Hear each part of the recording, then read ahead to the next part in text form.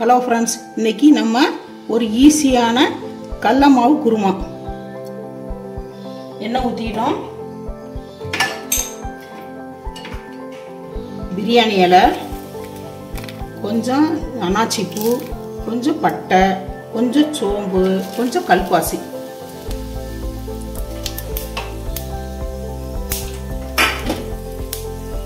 நல்லா பொரிஞ்சிருச்சு. இப்போ வெங்காயம்,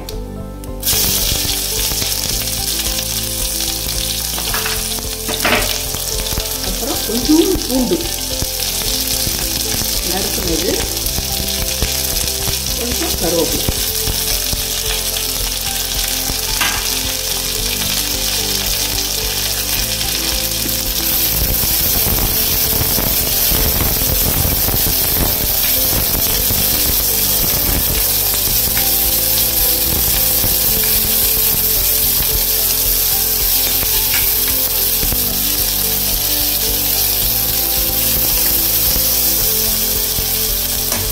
நல்லா வதங்கட்டும்.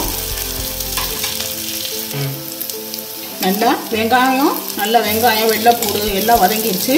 இப்போ நம்ம கொஞ்சம் இஞ்சி பூண்டு, நல்லா ஈஸியானது. மொத்தத்துக்கு ஒரு 7 நிமிஷம் இருந்தால் போதும். நல்லா இட்லி, தோசை, சப்பாத்தி, புரோட்டா எல்லாத்துக்குமே ஊற்றிக்கலாம்.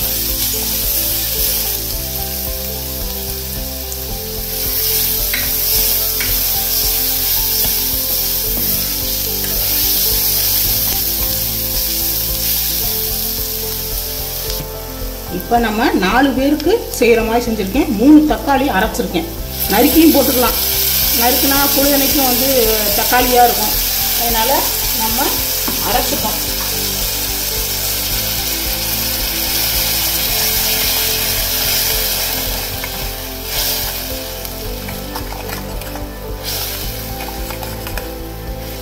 நல்லா பச்சை வாசனை போகிற வரைக்கும் நல்லா கொஞ்சம் கொதிக்கட்டும்.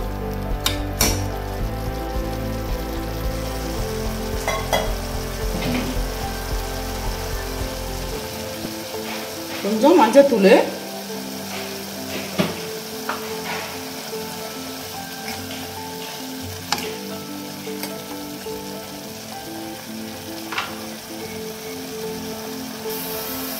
கொஞ்சம் வெறும் மிளகாத்தூள்.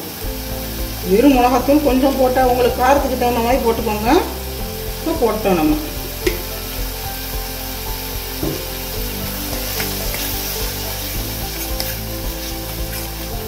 நல்லா கொஞ்சம்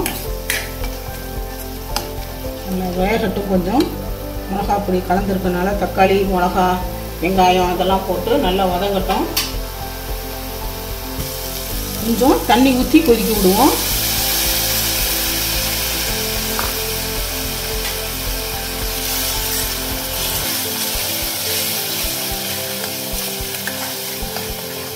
நல்லா வேகிறதுக்கு.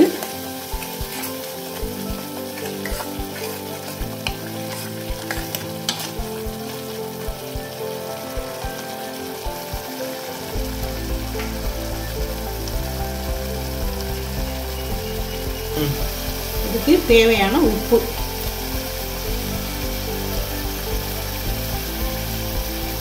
எல்லாம் தக்காளி, பூண்டு, வெங்காயம் எல்லாமே கொஞ்சம் நல்லா வெந்துருச்சு. இப்போ நம்ம கொஞ்சம் கடலை மாவு தண்ணியில் போட்டு கரைச்சி கட்டி இல்லாமல் கரைக்கணும். முழு வேணும்னா கட்டி இல்லாமல் இருக்க வேணாம்னா கொஞ்சம் வடிகட்டிக்கலாம். இப்போ நம்ம இந்த கடலை மாவு கரைச்சதை ஊற்ற போகிறோம்.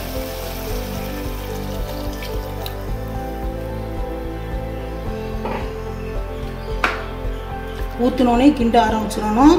உடனே கட்டி விட்டுரும். அப்படி கிண்டிட்டிங்கன்னா குருமா ஓரளவுக்கு முக்கால்வாசி நெருங்கிருச்சு. ஓரளவு கொதிச்சிட்ருக்கு. நல்லா கொதி வரணும். அந்த பாருங்க, உடனே கெட்டி ஆகுது பாருங்க. நல்லா கொதிக்கணும். கொஞ்சம் கொதிச்சு வந்த பிறகு பார்க்கலாம்.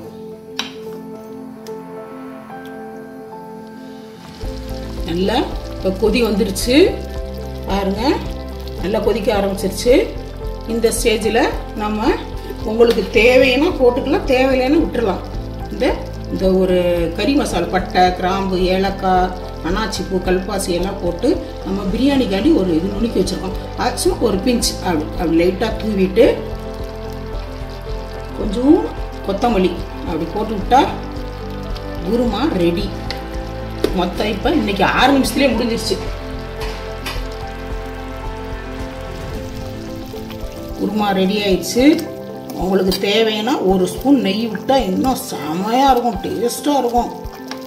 அப்படியே சூப்பராக இருக்கு பாருங்க, வாசம் கம கமன் இருக்கு. ரெடி ஆயிடுச்சு. கடல மாவு தக்காளி குருமா நல்லா இது பிரியாணிக்கே ஊற்றிக்கலாம். வடை, உளுந்த வடை அப்படி சூப்பராக இருக்கு பாருங்க.